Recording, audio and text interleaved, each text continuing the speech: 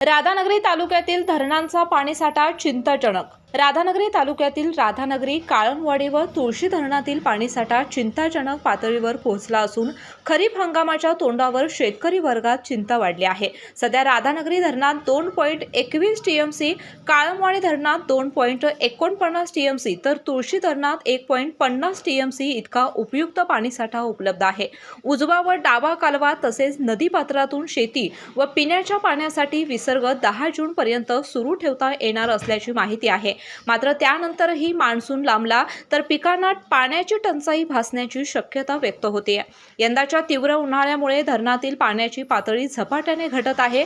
त्यातच शेती व पिण्याच्या पाण्यासाठी मोठ्या प्रमाणात वापर सुरू असल्याने परिस्थिती गंभीर बनत चालली आहे। दरम्यान काळमवाडी धरणातील गळती दुरुस्तीमुळेही पाणी साठ्यावर परिणाम होत असल्याचं सांगितलं जात आहे। राधानगरी धरणाची उभारणी झाल्यापासून मोठ्या प्रमाणात गाळ काढण्याचे काम झाले नसल्याने साठवण क्षमता कमी झाल्याची चर्चा असून प्रशासनाने याकडे गांभीर्याने लक्ष द्यावे अशी मागणी नागरिकातून होत आहे। केके न्यूज साठी राधानगरी प्रतिनिधी मिलिंद कांबळे।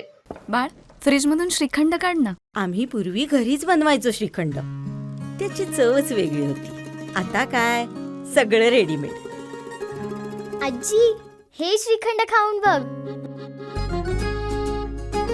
आज तुझ्या आईनं घरीच बनवलं की काय?